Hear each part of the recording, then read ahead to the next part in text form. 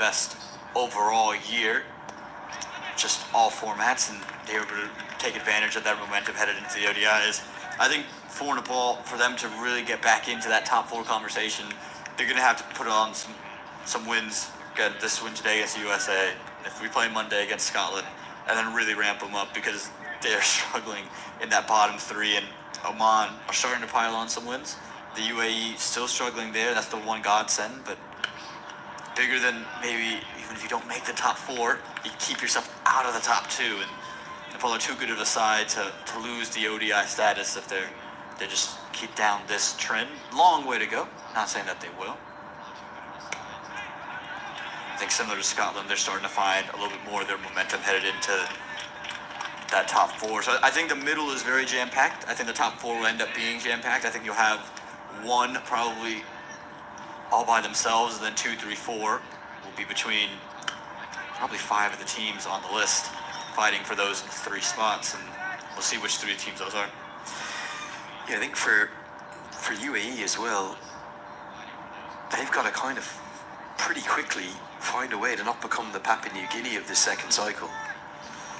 They've had a change of captain. Rahul Chopra's been given the armband. I think many expected that. I was reading Paul Radley's piece, the fine writer that he is for the national newspaper in the UAE, about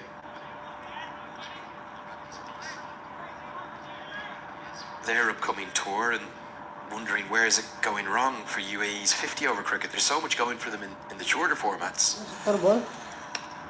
And they're 16th in the world in the T20I standings, but actually if you look at the ODI rankings, they're 20th and bottom, and they're probably deservedly so 20th and bottom.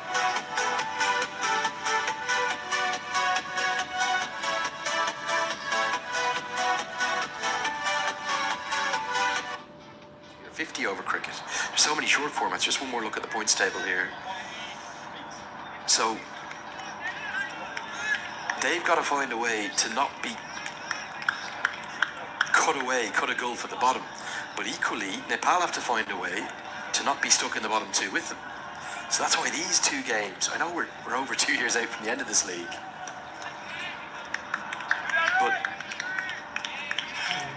Nepal, if they lost these 2 games today and Monday, if we can play Monday, and then if UAE had another bad tour, which if you look at the first game, balled out for 140, losing to an Oman side that we barely even recognised. Well, ODI status is on the line, funding is on the line, so much is on the line in this league. Cut away for 4. A little bit lucky Kushal Malla here, but he does get his first boundary. It was at a catchable height, but it went right between the 2 men. Was this good placement, or was this a bit of luck? I think a little bit of both. I think he's definitely trying to play it behind point, but it's definitely gone more uppish than he would have liked to. And just bisected those fielders. He'll take it here, Nepal. Need any bit of runs you can get, especially because Srivastava wasn't able to bowl, and he's only given up to 8 runs in his 4 overs. You can't allow Utkarsh Srivastava to come in for the first time and do that.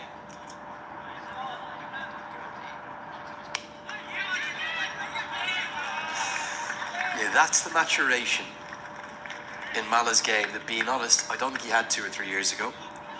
Previously, he'd have hit a boundary like that and he'd have tried to pump the next one for 6. This is the byproduct of a lot of work with some exceptional coaches, with Monty Desai, with Jagat Tamat, who's here, and with Pupadu Dasanayake, the former Nepal head coach, who's back here as a team mentor. They have definitely worked on that. They've clearly worked on that boundary.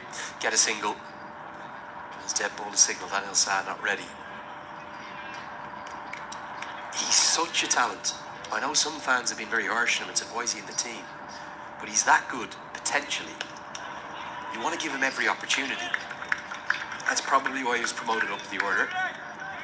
You've seen some of the shots he's hit and can hit. Not many batters in the world can do that. He hit one last summer in the Cricket World Cup qualifier. That was against Zimbabwe at the HSC.